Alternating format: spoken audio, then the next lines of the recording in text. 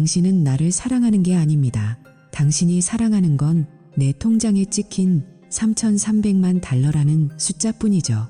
아내에게 거대한 유산이 생겼을 때 보통 사람들은 그 행운이 부부 공통의 기쁨이 될 거라 믿습니다. 하지만 제 인생은 그 순간부터 처참한 지옥으로 변했습니다. 단 5분 만에 8년의 결혼 생활이 쓰레기통에 처박힐 수 있다는 사실을 믿으시겠습니까? 지금 저는 제가 직접 지은 저택의 주방에 서 있습니다. 아니, 정확히는 이제 바네사 포터의 주방이죠. 장인어른의 장례식을 치른 지 고작 3주밖에 되지 않았는데 그녀는 마치 복권에 당첨된 사람처럼 광란의 파티를 벌이고 있습니다. 집안은 온통 제가 모르는 낯선 사람들로 가득 찼고 공기는 비싼 샴페인 냄새와 역겨운 웃음소리로 뒤섞여 있습니다. 네이트, 샴페인 더 가져와. 음악 소리를 뚫고 들려오는 바네사의 목소리는 마치 녹슨 칼날처럼 제 신경을 긁어놓습니다. 그녀는 이탈리아산 가죽 소파에 몸을 파묻은 채 대학 시절부터 그녀 곁을 지키던 리아와 세레나 윌리엄스 같은 기생충 같은 친구들에게 둘러싸여 있습니다. 제가 6개월 동안 월급을 털어 사준 결혼 반지는 그녀가 허공에 손을 휘저을 때마다 화려하게 빛나지만 그 손길이 향하는 곳은 제가 아닙니다. 바네사는 지금 우리 집 수영장 관리인인 25살의 타일러 그랜트에게 완전히 매료되어 있습니다. 근육만 있고 뇌는 없는 저런 애송이가 그녀의 허벅지를 대담하게 더듬고 있는데도 그녀는 오히려 더 자극적인 신음 섞인 웃음을 흘립니다. 바네사, 제발 사람들 앞에서 이게 뭐 하는 짓이야? 제가 나지막이 말을 건네자 그녀는 샴페인 기운과 아기로 가득 찬 파란 눈으로 저를 쳐다봅니다. 고작 도우미 주제에 상전이 하는 일에 참견이라도 하겠다는 거야. 리아가 코웃음을 치고 세레나는 승리감에 도취한 듯 잔을 들어 올립니다. 바네사를 위하여 드디어 하고 싶은 대로 살 수 있게 된 걸 축하해. 사람들의 환호성이 터져나오고 저는 졸지에 제 집에서 이방인이자 하인이 되어버렸습니다. 8년을 함께 산 아내가 제 동생뻘 되는 남자와 키스를 나누는 장면을 보며 저는 멍청하게 서 있을 수밖에 없었습니다. 타일러의 손이 그녀의 몸을 거침없이 훑을 때마다 바네사는 온 파티장이 떠나가라 비명을 지르듯 즐거워했습니다. 세상에, 바네사, 제정신이야. 제 중얼거림에 그녀는 타일러의 입술에서 겨우 떨어져 다시 저를 쏘아봅니다. 있지, 네이트. 난 이제 당신이 필요 없어. 아빠는 나한테 모든 걸 남기셨거든. 집, 돈, 자동차, 요트 전부 다. 그러니까 당신은 이제 살 곳을 알아보는 게 어때? 아니면 그냥 죽어버리든가. 난 정말 상관없으니까. 파티장은 잠시 정적에 휩싸이는 듯하더니 이내 폭발적인 비웃음으로 가득 찼습니다. 누군가는 토크쇼의 한 장면처럼 제리라고 제 이름을 조롱하며 연호하기 시작했죠. 그때 보안 요원인 프랭크가 제 팔을 붙잡았습니다. 예전엔 경찰이었던 그는 바네사가 유산을 받자마자 고용한 보안 책임자입니다. 거구의 프랭크는 이제 갈 시간이야. 네이트라며 친절하지도 그렇다고 무례하지도 않은 건조한 말투로 저를 문 밖으로 밀어냈습니다. 여긴 내 집이기도 해. 프랭크, 더 이상은 아니야. 친구, 저는 마지막으로 거실을 돌아보았습니다. 수영장 보이와 침을 섞고 있는 아내, 그 장면을 스마트폰으로 촬영하며 낄낄거리는 그녀의 친구들, 그리고 제 술을 마시며 저의 굴욕을 즐기는 낯선 이들. 좋아. 하지만 이건 끝이 아니야. 제 말에 바네사는 립스틱이 번진 입술로 광기 어린 미소를 지으며 대답했습니다. 아니, 자기야. 이건 완벽한 끝이야. 프랭크의 손에 이끌려 범죄자처럼 쫓겨난 저는 현관에 놓인 세라믹 그릇에서 트럭 열쇠를 집어들었습니다. 그 그릇은 장모님인 엘리노어 포터가 우리 결혼식 때 선물한 것이었죠. 그때는 그녀도 나를 좋아하는 척 연기를 하곤 했습니다. 밖으로 나오자 밤 공기는 차갑고 맑았습니다. 안에 숨막히는 공기에 비하면 차라리 해방감이 느껴질 정도였습니다. 뒤편에서 들려오는 음악 비트와 취객들의 고함은 제가 사라진 뒤에도 여전히 뜨거웠습니다.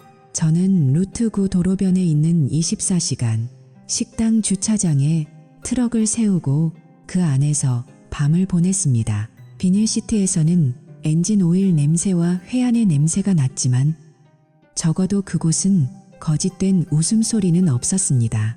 다음 날 아침 7시 30분 휴대폰이 요란하게 울렸습니다.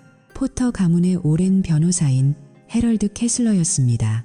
네이트, 지금 당장 만나야겠네. 자네 혹시 장인어른의 유언장을 제대로 읽어본 적 있나? 무슨 말씀이세요? 1시간 뒤에 내 사무실로 오게. 그리고 반드시 혼인신고서 사본을 챙겨서 말이야. 캐슬러의 목소리는 평소보다 훨씬 날카로웠고 그 긴장감은 저의 심장을 세차게 뛰게 했습니다. 유산 3,300만 달러. 그 거대한 숫자에 가려져 아무도 주목하지 않았던 유언장의 숨겨진 조항이 이제 막 세상 밖으로 나오려 하고 있었습니다.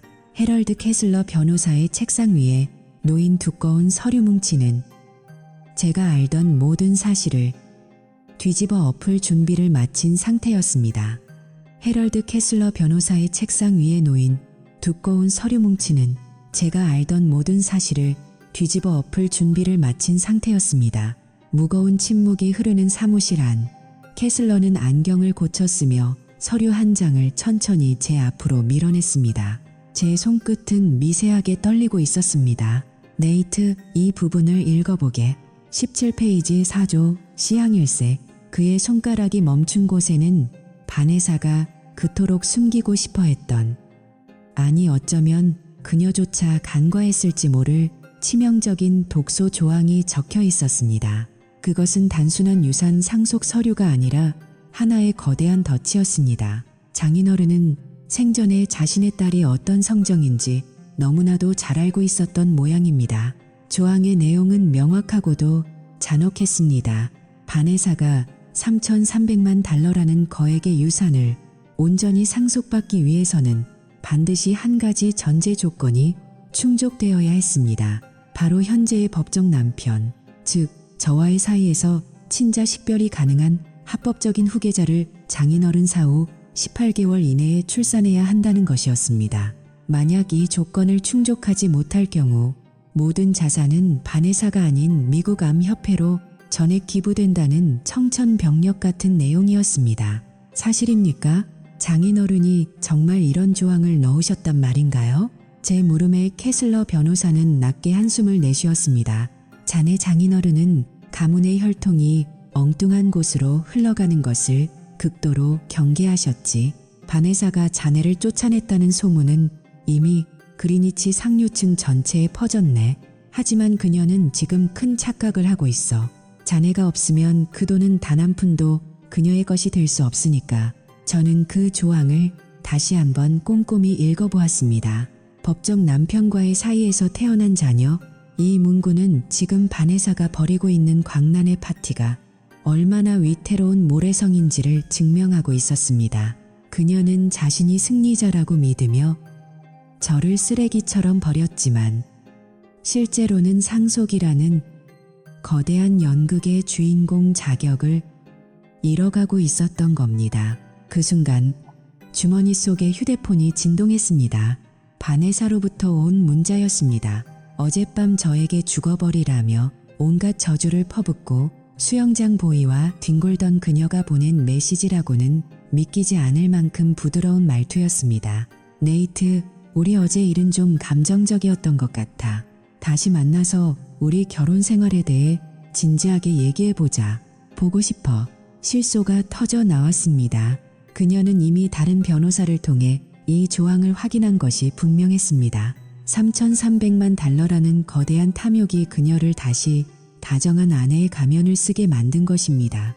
하지만 그 가면에 가려진 추악한 의도를 저는 너무나 잘 알고 있었습니다.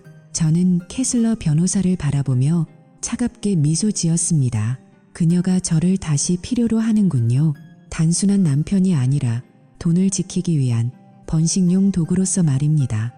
정말 역겹지 않나요? 캐슬러는 제 눈빛에서 심상치 않은 복수심을 읽었는지 낮게 물었습니다. 어떻게 할 텐가? 자네가 거부하면 그녀는 모든 걸 잃게 되네. 아니요, 헤럴드. 그녀가 원하는 대로 해줄 생각입니다. 제 대답에 캐슬러의 눈이 커졌습니다. 하지만 제가 당한 굴욕만큼, 아니 그 이상으로 비참하게 기어다니게 만들 겁니다. 그녀가 그 돈을 손에 쥐었다고 생각하는 순간 가장 높은 곳에서 가장 깊은 나락으로 떨어뜨릴 겁니다. 사무실을 나온 저는 곧장 디 앵커라는 술집으로 향했습니다. 그곳은 제 오랜 친구 레이 마르티네스가 운영하는 곳으로 화려한 그리니치의 겉모습과는 정반대인 어둡고 퀴퀴한 골목에 자리 잡고 있었습니다.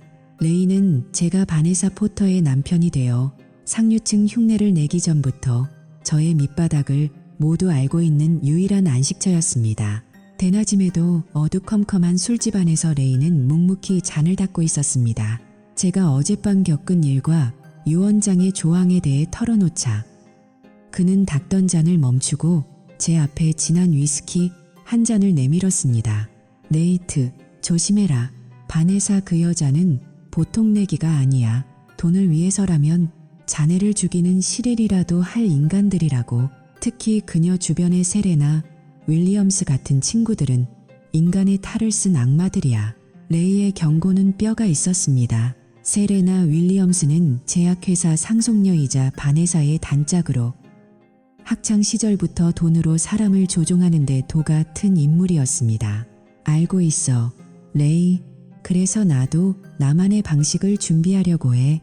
그녀가 나를 다시 집으로 들인다면 그건 나를 사랑해서가 아니라 오직 돈 때문이겠지.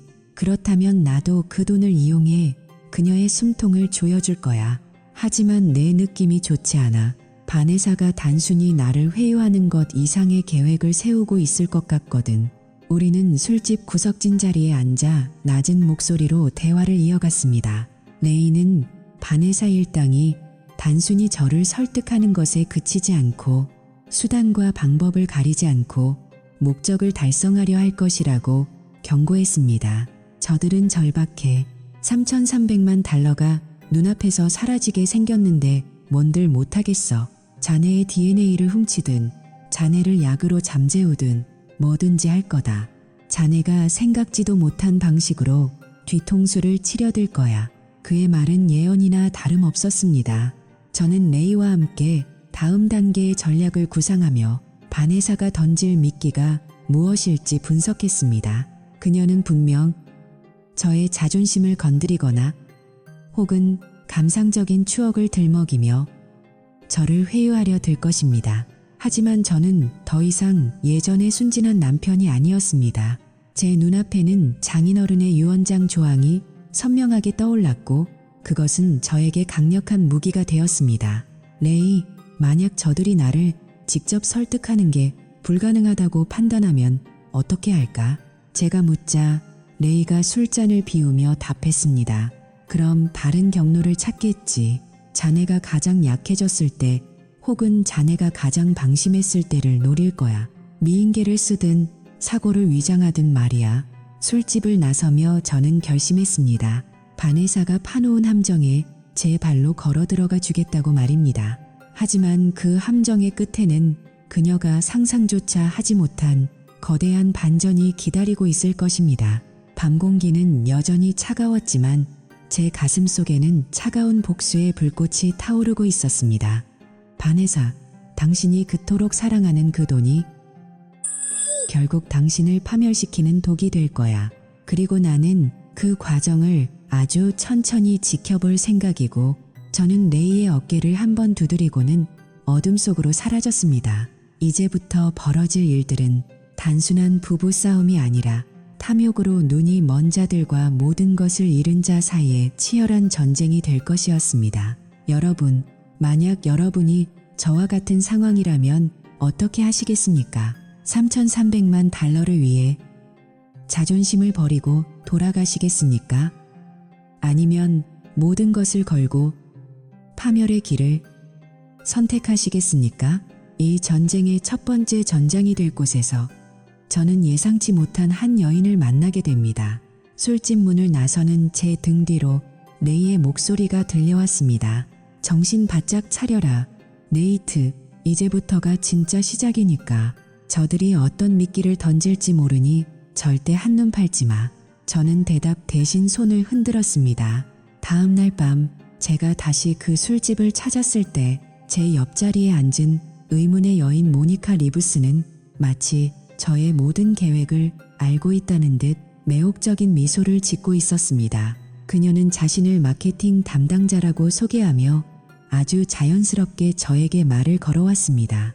그녀의 완벽한 외모와 지적인 말투는 지쳐있던 제 마음을 파고들기에 충분했습니다. 하지만 그 아름다운 미소 뒤에 숨겨진 서늘한 진실을 저는 그때까지만 해도 어렴풋이 짐작만 하고 있었을 뿐입니다. 그녀의 등장이 바네사와 세레나가 준비한 DNA 탈취 작전의 서막이라는 사실을 말입니다. 여러분, 다음 이야기가 궁금하시다면 꼭 지켜봐 주세요. 상상을 초월하는 배신과 복수가 기다리고 있으니까요. 이 영상이 마음에 드셨다면 구독과 좋아요 부탁드립니다. 여러분의 응원이 제 복수를 완성하는 힘이 됩니다. 바네사가 던진 미끼가 무엇일지 분석하며 저는 결심했습니다. 그녀가 파놓은 함정에 제 발로 걸어 들어가 주겠다고 말입니다. 하지만 그 함정의 끝에는 그녀가 상상조차 하지 못한 거대한 반전이 기다리고 있을 것입니다.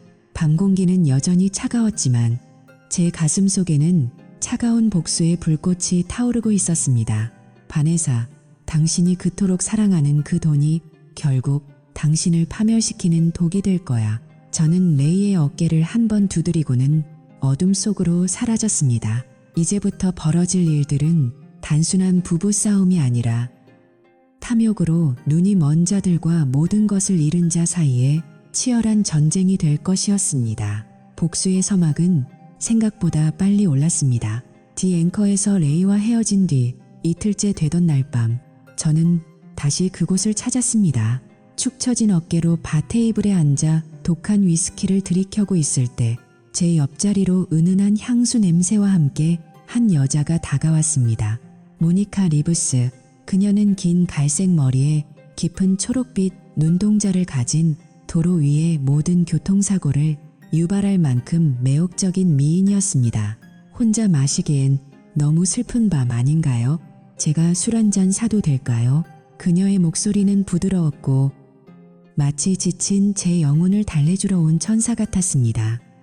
우리는 1시간 동안 참 NAEU 이야기를 나눴습니다. 그녀는 스탠퍼드의 한 제약회사 마케팅팀에서 일한다고 자신을 소개했습니다. 지적이면서도 유머러스한 그녀의 화법에 저는 점점 빠져들었습니다. 하지만 바테이블 너머에서 잔을 닦던 레이의 눈빛이 예사롭지 않았습니다. 그는 저에게 아주 미세하게 고개를 가로저으며 신호를 보냈습니다. 조심해, 네이트. 저 여자는 위험해. 하지만 저는 이미 맥주 3잔에 정신이 몽롱해진 상태였고 모니카의 부드러운 손길이 제 허벅지에 닿는 순간 이성적인 판단력은 안개처럼 흩어져 버렸습니다. 여기 너무 시끄럽지 않아요. 우리 좀 더 조용한 곳으로 갈까요? 그녀가 제 귓가에 속삭였습니다. 우리는 베를린 턴파이크 근처의 허름한 모텔로 향했습니다. 질문도 하지 않고 시간제로 방을 빌려주는 그런 곳이었죠. 모니카는 그 어느 때보다 열정적이었고 헌신적이었습니다. 하지만 그녀는 관계가 끝난 뒤 이상하리만큼 철저했습니다. 우리가 사용한 PM 기구들을 하나하나 챙기며 자신이 직접 처리하겠다고 고집을 피웠습니다. 전 환경보호에 아주 관심이 많거든요. 그녀의 입술은 웃고 있었지만 그 웃음이 눈동자까지 전달되지는 않았습니다. 그녀는 제가 잠든 사이 제 몸에서 나온 가장 내밀한 유전적 흔적들을 마치 보물이라도 되는 양 소중히 챙겨 떠났습니다. 저는 극심한 숙취와 함께 다음날 아침 홀로 깨어났습니다. 그녀는 흔적도 없이 사라졌고 호텔 메모지에는 짧은 낙서만 남겨져 있었습니다. 멋진 밤이었어요. 곧 다시 만날 수 있기를. 뽀뽀를 담아 에미. 이 메모가 훗날 법정에서 그녀의 목을 조르는 결정적 증거가 될 줄은 꿈에도 몰랐겠죠. 그날 오후 제가 다시 디앵커로 돌아왔을 때 레이는 잔인한 진실이 담긴 스마트폰 화면을 제 앞으로 내밀었습니다. 너 어제 완전히 당했다. 임마, 정신 좀 차려. 화면 속 사진에는 모니카 리브스가 한 구석진 테이블에서 세레나 윌리엄스와 은밀하게 대화를 나누는 모습이 선명하게 찍혀 있었습니다. 이 사진, 모니카가 너한테 접근하기 1시간 전에 찍은 거야. 세레나 알지? 내 아내 바네사의 단짝이자 제약회사 상속녀. 걔가 모니카한테 거액의 돈을 주고 널 꼬시라고 시킨 거라고. 이건 단순한 하룻밤이 아니라 치밀하게 설계된 범죄야. 머릿속 조각들이 맞춰지기 시작했습니다. 세레나 윌리엄스, 제약회사, 마케팅. 그리고 모니카가 그토록 철저하게 챙겨갔던 흔적들. 이 미친년들이 내 DNA를 훔쳐간 거구나. 레이가 제 어깨를 꽉 쥐었습니다. 내 아내는 네가 돌아오길 원하지 않아. 그저 유언장 조항을 채우기 위해 내 유전자가 필요했던 것뿐이야. 그걸로 인공수정을 해서 임신만 하면 넌 영원히 버려지는 거지. 그녀는 너를 인간이 아니라 3,300만 달러짜리 수표를 발행하기 위한 도구로 본 거야. 분노로 손이 부들부들 떨렸습니다. 사랑했던 여자가 나를 이토록 철저하게 유린했다는 사실에 가슴이 찢어지는 듯 했습니다. 하지만 슬퍼할 시간조차 아까웠습니다. 저는 즉시 하트퍼드 경찰 출신의 사립 탐정 질첸을 고용했습니다. 질첸은 40대의 강인한 여성이었고 업계에서 독사라 불릴 만큼 돈값을 확실히 하는 것으로 유명했습니다. 아내가 남편의 정자를 훔치려고 미인계를 썼다니 참 창의적이면서도 멍청한 짓이군요. 상류층 인간들의 탐욕은 정말 끝이 없네요. 질첸은 레이가 찍은 사진들을 분석하며 낮게 읊조렸습니다. 질첸의 조사는 전광석과 같았습니다. 모니카 리브스를 찾는 건 어렵지 않았습니다. 그녀는 하트웰 제약에서 불임 치료 전문 마케터로 일하고 있더군요. 전공 분야를 살려서 범죄를 저지른 셈이죠. 게다가 그녀는 심각한 도박 중독자라 사채업자들에게 아주 궁지에 몰린 상태예요. 돈이라면 영혼이라도 팔 여자죠. 질첸은 단 3일 만에 모니카의 입을 열었습니다. 그녀는 세레나로부터 1만 달러를 받고 이 일을 저질렀다는 사실을 모두 자백했습니다. 질첸이 가져온 녹음 파일 속에서 모니카는 공포에 질려 울먹이고 있었습니다. 전 그냥 단순한 장난인 줄 알았어요. 친구끼리 좀 짓궂게 복수하는 거라고 해서 세레나가 준 특수 아이스박스에 담아서 다음날 아침 웨스트 하트퍼드 스타벅스에서 넘겨줬어요. 현금으로 1만 달러를 받았고 그걸로 빚을 갚았을 뿐이에요. 제발 살려주세요. 장난이라고. 저는 이를 갈았습니다. 질첸은 저에게 차분하지만 서늘한 목소리로 말했습니다. 이건 명백한 사기이자 생물학적 권리에 대한 심각한 침해입니다. 하지만 더 확실한 증거가 필요해요. 세레나 윌리엄스가 이 일을 주도했고 바네사가 배후에 있다는 직접적인 자백 말입니다. 저들이 스스로 승리했다고 믿게 만들어야 합니다. 우리는 모니카를 설득해 세레나에게 전화를 걸게 했습니다. 모니카는 경찰이 주변을 조사하는 것 같다며 목소리를 떨며 연기를 했습니다. 스피커폰 너머로 들려오는 세레나의 목소리는 소름 끼칠 정도로 차갑고 오만했습니다. 걱정하지 마, 모니카. 네, 할 일은 이미 완벽하게 끝났어. 바네사는 오늘 아침 병원에서 임신을 확인했어. 네가 가져온 그 소중한 샘플 덕분이지. 이제 바네사는 남편 자식으로 완벽하게 속였고 그 3,300만 달러는 우리 거야. 넌 입만 닥치고 있으면 돼. 교도소에서 평생 썩고 싶지 않으면 말이야. 그 녹음 파일이 확보되는 순간 제 가슴속의 복수극은 이제 클라이맥스를 향해 치닫기 시작했습니다. 바네사와 그녀의 추악한 무리들은 자신들이 세상에서 가장 똑똑한 줄 알고 샴페인을 터뜨리고 있겠죠. 하지만 그들이 샴페인 잔을 기울이며 미래를 설계할 때마다 법의 차가운 수갑은 그들의 손목을 향해 서서히 다가오고 있었습니다. 여러분, 이 기막힌 상황이 믿어지시나요? 사랑하는 사람의 DNA를 도둑질해서 돈을 지키려 했던 이 여자. 과연 그녀가 꿈꾸는 해피엔딩이 가능할까요? 절대 그럴 리 없죠. 저는 질첸을 바라보며 결연하게 말했습니다. 이제 마지막 쥐덫을 놓을 시간입니다. 바네사가 직접 자신의 입으로 이 모든 범죄 과정을 무용담처럼 자랑하게 만들 겁니다. 그녀가 가장 행복해하는 순간 전 세상을 무너뜨릴 겁니다. 여러분, 돈에 눈이 멀어 괴물이 된 사람들의 끝이 궁금하지 않으신가요? 3,300만 달러라는 거대한 유산이 그녀에게는 축복이 아니라 가장 고통스러운 지옥으로 변하는 과정을 이제 여러분과 함께 지켜보려 합니다. 이 영상이 흥미로우셨다면 구독과 알림 설정을 잊지 마세요. 다음 편에서는 바네사를 완벽하게 파멸시킬 결정적인 한 방이 공개됩니다. 여러분의 댓글 하나하나가 제 복수를 완성하는 큰 힘이 됩니다. 과연 정의는 승리할 수 있을까요? 끝까지 함께해 주십시오. 바네사가 스스로 파놓은 함정의 톱니바퀴가 돌아가기 시작할 무렵 저는 이미 그녀의 목을 조를 완벽한 올가미를 손에 쥐고 있었습니다. 복수라는 건 차갑게 식었을 때 가장 맛있는 법이죠. 질첸 탐정이 확보한 세레나 윌리엄스의 음성 파일은 시작에 불과했습니다. 저는 이제 바네사 본인이 자신의 입으로 그 추악한 진실을 쏟아내게 만들 생각이었죠.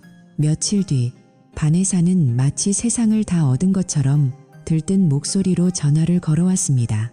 네이트, 정말 기적 같은 일이 일어났어. 우리에게 아기가 생겼대.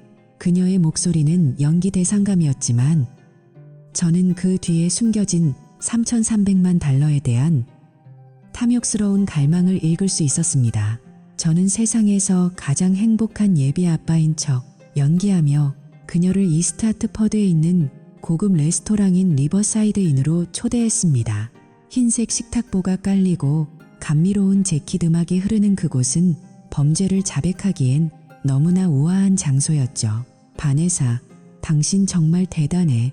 우리가 다시 시작하자마자 이런 축복이 오다니 말이야. 제가 눈을 빛내며 말하자 바네사는 승리자의 미소를 지었습니다.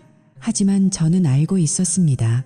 그녀가 임신한 아이는 우리 사이에서 자연스럽게 생긴 아이가 아니라 모니카 리브스가 호텔 방에서 훔쳐낸 제 DNA를 통해 뉴헤이븐의 한 클리닉에서 인공 수정된 결과물이라는 사실을요. 저는 와인잔을 만지작거리며 천천히 미끼를 던졌습니다. 사실 말이야, 바네사, 나 모니카 리브스에 대해 알고 있어. 순간 그녀의 포크가 접시 위에서 멈췄습니다. 눈동자가 심하게 흔들렸지만 저는 부드럽게 그녀의 손을 잡았습니다. 화내지 마. 처음엔 화가 났지만 생각해보니 당신이 우리 미래를 위해 그 유산을 지키기 위해 얼마나 필사적이었는지 이해하게 됐거든. 당신의 그 결단력이 오히려 감동적이었어. 제 말에 바네사의 표정이 순식간에 안도감으로 바뀌더니 이내 자만심으로 가득 찼습니다. 정말 그렇게 생각해, 네이트. 역시 당신은 나를 이해해 줄 줄 알았어. 그녀는 이제 거침이 없었습니다. 제가 자신의 편이라고 확신하자 그녀는 마치 무용담을 늘어놓듯 그 기괴한 음모를 자랑하기 시작했습니다. 세레나 아이디어였어. 당신이 협조적이지 않을 게 뻔하니까 모니카라는 여자를 고용한 거지. 당신이 그 술집에 갈 때까지 타일러 그랜트가 동선을 다 파악해서 알려줬거든. 그 호텔방에서 샘플을 챙기는 것까지 완벽했지 뭐야. 뉴헤이븐 클리닉 의사도 세레나랑 아는 사이라 아주 쉬웠어. 그녀는 낄낄거리며 3,300만 달러가 이제 우리 손안에 있다고 속삭였습니다. 제 재킷 안감에 숨겨진 초소형 녹음기는 그녀의 추악한 웃음소리와 범죄의 디테일을 하나도 빠짐없이 담아내고 있었습니다.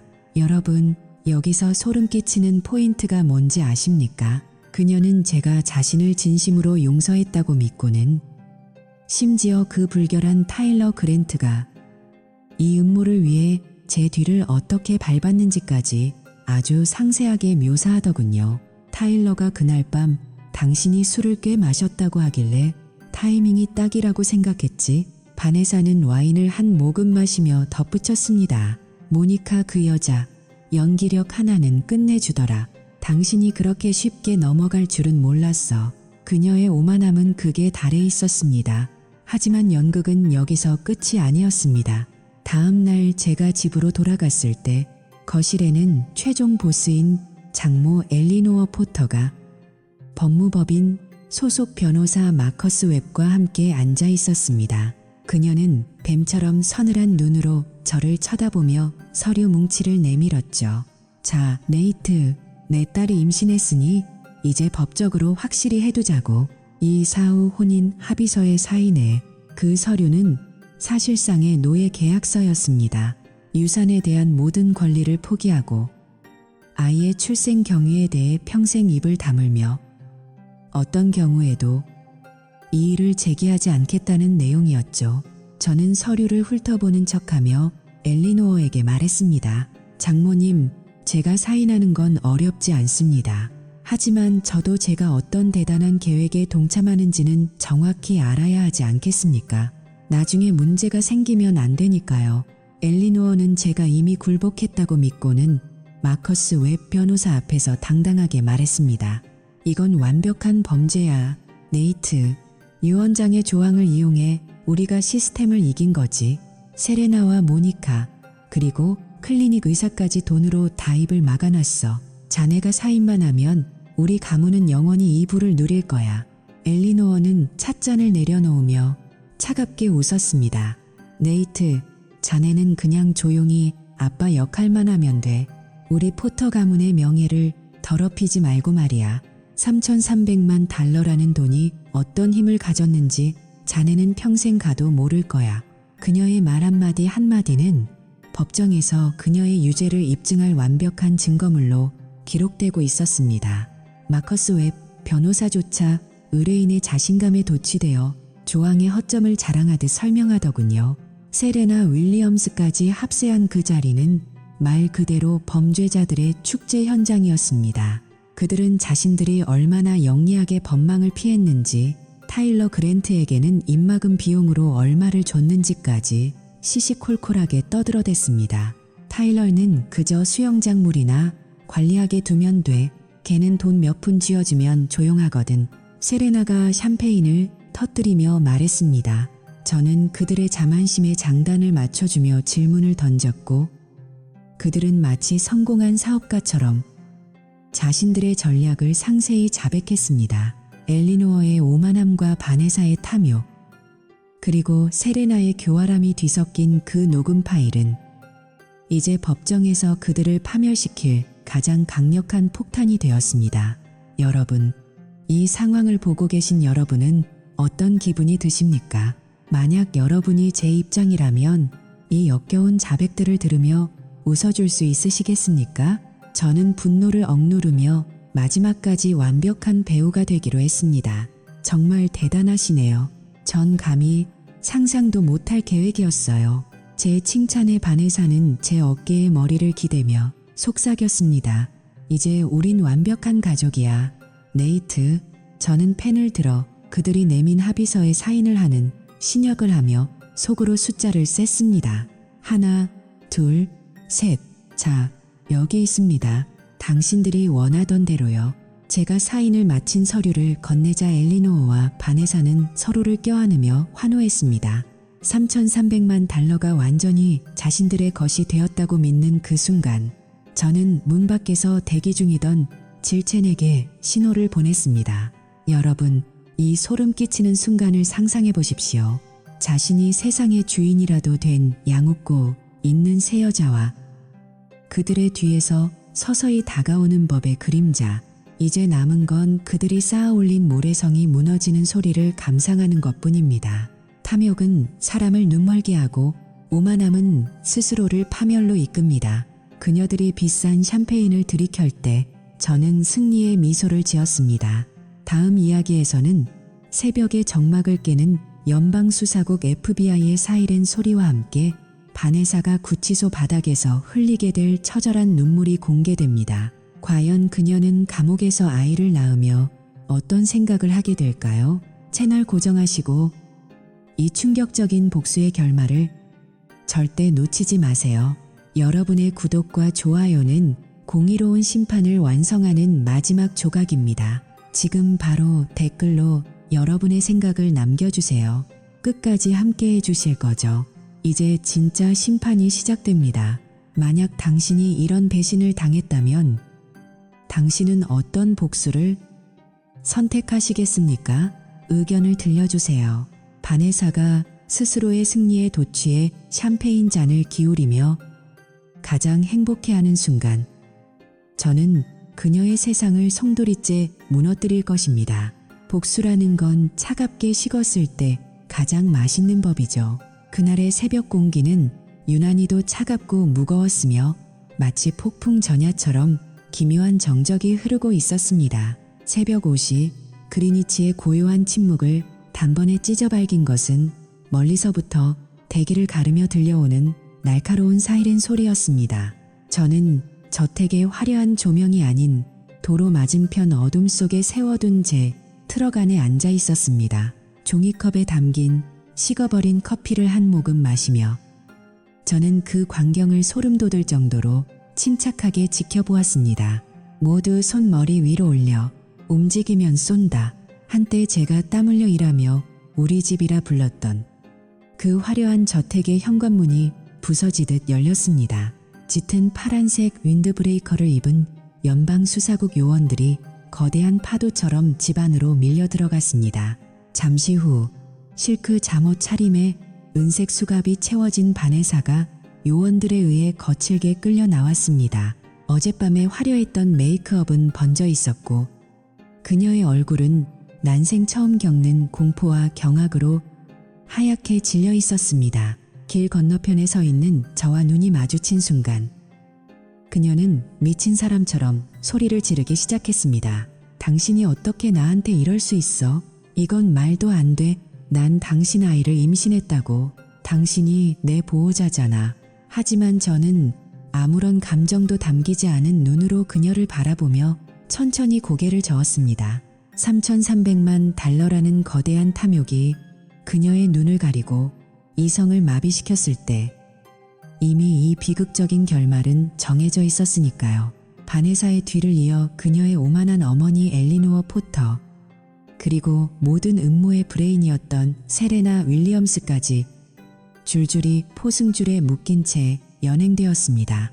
화려했던 포터 가문의 몰락은 그렇게 단 한 시간 만에 완성되었습니다. 법정에서의 공방은 생각보다 짧고도 강렬했습니다. 제가 질첸 탐정과 함께 목숨을 걸고 확보한 그 수많은 녹취록과 영상 증거들은 그들의 숨통을 끊어놓는 치명타가 되었습니다. 연방 검찰은 이들을 조직적인 사기, 범죄 공모, 그리고 법학 역사상 전례를 찾아보기 힘든 유전 물질, 무단 탈취 및 절도 혐의로 기소했습니다. 바네사는 법정에서도 끝까지 자신은 남편의 사랑을 되찾으려 했던 피해자일 뿐이라며 눈물로 호소했지만 판사의 판결은 얼음장처럼 냉혹했습니다. 피고인 바네사 포터는 오직 금전적 이득과 가문의 부를 지키기 위해 배우자의 인간적 존엄성을 철저히 짓밟았으며 생물학적 권리를 도둑질하는 파렴치한 행위를 저질렀습니다. 이는 현대 법치 사회에서 결코 용납될 수 없는 반인륜적 범죄입니다. 결국 바네사는 징역 15년이라는 중형을 선고받았습니다. 그녀의 탐욕을 부추겼던 어머니 엘리노어는 10년, 실행범이었던 세레나는 7년의 실형이 확정되었습니다. 미인계에 동원됐던 모니카 리브스는 수사에 전격 협조한 대가로 집행유예를 선고받고 가까스로 감옥행을 면했습니다. 정의의 수레바퀴는 천천히, 하지만 아주 정확하게 그들을 지식여버렸습니다. 가장 통쾌하면서도 씁쓸한 반전은 그 다음이었습니다. 장인어른의 유언장에 명시되었던 합법적이고 정상적인 방식에 의한 후계자 조항이 이들의 범죄 사실로 인해 완벽하게 무효화된 것입니다. 바네사가 남편을 속이고 DNA를 훔치고 온갖 거짓말을 동원하며 그토록 갈구했던 3,300만 달러는 단 한 푼도 그녀에게 돌아가지 않았습니다. 유언장의 예비 규정에 따라 그 막대한 자산은 즉시 미국 암협회로 전액 기부되었습니다. 평생을 남 위에서 군림하며 돈의 힘을 믿어왔던 그녀가 역설적으로 그 돈 때문에 가장 비참한 빈털터리 죄수로 전락한 것입니다. 6개월의 시간이 흘렀습니다. 저는 뉴헤이븐의 조용한 주택가에서 낡은 빅토리아 양식의 저택을 수리하며 새로운 삶을 일구고 있었습니다. 먼지투성이 작업복을 입고 사다리에 올라가 땀을 닦던 중 휴대폰이 요란하게 울렸습니다. 아동보호국의 자넷 모리슨이었습니다. 네이트 씨, 소식 들으셨나요? 바네사 씨가 연방교도소 의료시설에서 사내 아이를 출산했습니다. 유전자 검사 결과 생물학적 아버지는 당신으로 최종 확인되었습니다. 법적으로 당신은 아이의 유일한 보호자입니다. 이제 아이의 거취를 결정하셔야 합니다. 차갑게 식어버린 줄 알았던 심장이 다시 요동치기 시작했습니다. 교도소 면회실에 차가운 유리창 너머로 처음 본 아이는 세상의 때가 묻지 않은 채 너무나 작고 연약한 숨을 내뱉고 있었습니다. 바네사는 죄수복을 입은 채 초췌해진 얼굴로 저를 보며 울먹였습니다. 네이트, 제발 한 번만 자비를 베풀어줘. 이 아이 이름은 내가 타일러라고 지었어. 그 사람을 닮은 것 같아서. 하지만 당신이 키워야 해. 제발 우리 아들을 지켜줘. 저는 그 이름을 듣는 순간 가슴속 깊은 곳에서 올라오는 혐오감을 억누르며 차갑게 쏘아붙였습니다. 아니, 이 아이는 그딴 부정한 이름으로 불리지 않을 거야. 이 아이는 오늘부로 당신과 아무런 상관이 없는 존재다. 저는 아이를 데려오며 이름을 즉시 제임스 포터로 바꿨습니다. 정직하고 강직하셨던 제 아버지의 이름을 딴 것이었죠. 제임스는 비록 탐욕과 배신, 음모의 산물로 이 세상에 태어났지만 저는 이 아이에게 부모의 죄를 묻지 않기로 맹세했습니다. 아이는 아무런 잘못이 없으니까요. 처음으로 제임스를 제 품에 안았을 때 그 작고 따뜻한 손가락이 제 검지를 아주 꽉 쥐던 그 찰나의 순간을 저는 평생 잊을 수 없을 것입니다. 제 가슴속을 시커멓게 태웠던 복수심과 증오가 그 온기 앞에 눈 녹듯 사라지고 오직 이 가녀린 생명을 끝까지 책임지고 지켜야 한다는 강한 소명감만이 남았습니다. 여러분, 이제 저는 더 이상 3,300만 달러라는 숫자를 부러워하지 않습니다. 그 돈이 가져온 것은 파멸뿐이었으니까요. 대신 저는 매일 아침 제임스가 첫걸음마를 떼기 위해 비틀거리는 순간을 지켜보며 진정한 행복과 인간의 존엄이 무엇인지 다시 배우고 있습니다. 그래, 제임스, 한 걸음만 더. 괜찮아, 아빠가 바로 여기 있단다. 저택의 정원에서 햇살을 받으며 조금씩 걷는 제임스를 보며 저는 확신했습니다. 인간의 진정한 가치는 통장의 잔고나 화려한 저택에 있는 것이 아니라 어떤 추악한 유혹 앞에서도 꺾이지 않는 리머성과 사랑, 그리고 자신의 행동에 책임을 지는 태도에 있다는 사실을 말이죠. 바네사는 지금도 가끔 교도소에서 두꺼운 편지를 보냅니다. 자신의 잘못을 구구절절 변명하며 용서해달라느니 출소하면 우리 셋이 다시 화려한 저택에서 가족이 될 수 있다느니 하는 현실 감각 없는 망상들이 적힌 편지들이죠. 저는 이제 그 편지들을 봉투조차 뜯지 않고 벽난로 속 타오르는 불길 속에 던져버립니다. 그녀는 평생 감옥의 좁은 창살 너머로 제가 일궈낸 이 평화롭고 정직한 삶을 그리워하며 자신의 탐욕이 앗아간 것들을 후회하며 살아가겠죠. 그것이야말로 법이 내린 형벌보다 더 잔인하고 확실한 진정한 형벌입니다. 여러분, 저의 긴 복수와 치유의 이야기는 여기서 끝납니다. 복수는 순간적으로 달콤했을지 모르지만 그보다 비교할 수 없이 더 달콤한 것은 사랑하는 아들과 함께하는 지극히 평범하고 정직한 일상입니다. 인생에서 정말 소중히 지켜야 할 것이 무엇인지 여러분도 제 이야기를 통해 다시 한번 생각해보는 계기가 되셨기를 바랍니다.